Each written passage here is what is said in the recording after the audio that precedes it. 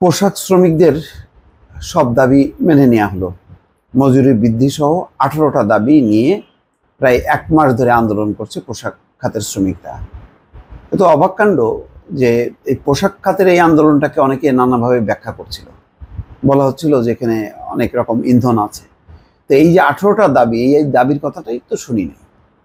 তা 18টা দাবি কেন পূরণ হয়নি, কি কারণে পূরণ হয়নি, কাদের কারণে পূরণ হয়নি, নাকি মালিকরা মনে করছে যে রাজনৈতিক পট পরিবর্তন হয়েছে, ফলে এটা তাদের একটা বিজয় হয়েছে আর শ্রমিকদের কোনো অবদান নেই, তাদের একটা পরাজয় হয়েছে। শ্রমিকরা তো মনে করতে পারে যে তারাও তো আন্দোলন করছে শিল্প এলাকাগুলোতে, সরকারের বিরুদ্ধে যে দলে দলে মাঠে নামছে, মালিকরা নামছে না শ্রমিকরা তো শ্রমিকরা তো দাবি করবেই। পরিবর্তিত অবস্থায় তাদেরকে ঠকানো হয়েছে, এতদিন তারা শেখ হাসিনা সরকারের কারণে মাঠে নামেনি, তো তারা তো দাবি আদায়ের জন্য মাঠে নামতেই পারে। তো এই আন্দোলনটাকে কেন আমার অবাক লাগে যে এতদিন জিয়ে রাখা হলো, এবং এটা তো ভয়ঙ্কর ক্ষতি হলো। এটা আন্তর্জাতিক পর্যায়ে যদি দেখে, একটা দেশে মাসের পর মাস এই ধরনের শ্রমিক অসন্তোষ হয়, 50-60টা করে কারখানা বন্ধ হয়ে যায়, তখন তো তারা আর মনে করবে যে না বাবা, আমরা যে রপ্তানি অর্ডার দেবো বাংলাদেশে, সেই অর্ডারে আমাদের মাল তো আমরা পাবো না, তা অন্য জায়গায় যাই। ভিয়েতনামে তো হয় না, তো ভিয়েতনাম তো সত্যি কোথায় চলে গেছে আজকে ভিয়েতনাম। তো তারপরে মনে করবে যে না ঠিক আছে, আমরা ইন্ডিয়ায় দিই। তাহলে আমাদের সর্বনাশ তো আমরা করতেছি। এবং এখানে কি আমাদের মালিকদের ভূমিকা বেশি নাকি শ্রমিকদের? শ্রমিকরা যেই দাবিগুলো করছে সেগুলো কি ন্যায়সঙ্গত না? আমার কাছে হলো প্রশ্ন। আমি আজকে এটা দেখলাম যে শ্রমিকদের হাজিরা বোনাস বাড়ছে, নিম্নতম মজুরি বাস্তবায়ন হবে। কি জিনিস? সব পোশাক কারখানা শ্রমিকদের বিদ্যমান হাজিরা বোনাস 225 টাকা বাড়ছে। সেই সঙ্গে আগামী অক্টোবরের মধ্যে সব কারখানায় সরকার ঘোষিত নিম্নতম মজুরি বাস্তবায়ন করা হবে। এছাড়া 10ই অক্টোবরের মধ্যে কারখানা কর্তৃপক্ষকে শ্রমিকদের সব বকেয়া মজুরি পরিশোধ করতে হবে। এগুলো সহ শ্রমিকদের 18 দফা দাবি বাস্তবায়নে সম্মত হয়েছে মালিকপক্ষ। ভাই, টাকা যদি না থাকে কারখানা করার দরকার নেই, কারখানা বিক্রি করে দিয়ে শ্রমিকদের মজুরি মেটাও, তারা ঠিকই অন্য কারখানায় কাজ যোগাবে। কিন্তু কারখানা খোলা রাখবে, কাজ করবে, তারা হাড় ভাঙা সকাল থেকে রাত পর্যন্ত, মজুরি পাবে না। আর এই যে এই 100-200 টাকা জন্য এত হাহাকার এই মালিকদের, আমি এটাও বুঝলাম না।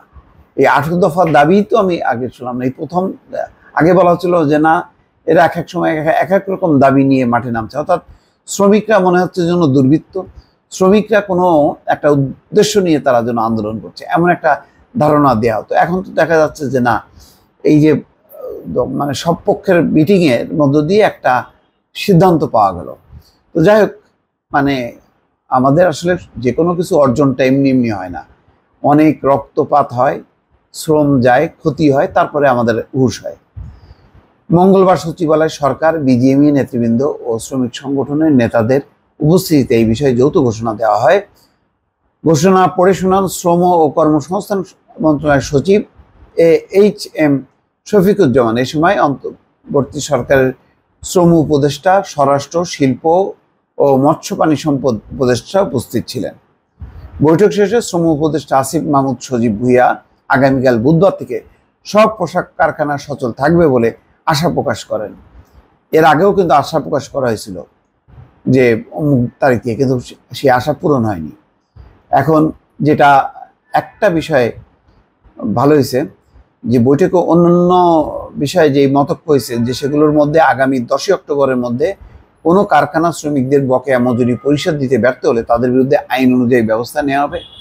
জুট ব্যবসা নিয়ন্ত্রণে স্থানীয় রাজনৈতিক প্রভাব চাঁদাবাজি বন্ধ সহ শ্রমিকদের স্বার্থ বিবেচনায় এই বিষয়ে কেন্দ্রীয় মনিটরিং ব্যবস্থা করা হবে। এই জুট ব্যবসাটা যদি শ্রমিকদের হাতে দেওয়া হতো তাহলে শ্রমিকরা লাভ করতো, কিন্তু এখানে দেখা যায় স্থানীয় মাস্তান, টাউট, প্রভাবশালীরা এই ব্যবসাটা নিয়ন্ত্রণ করে।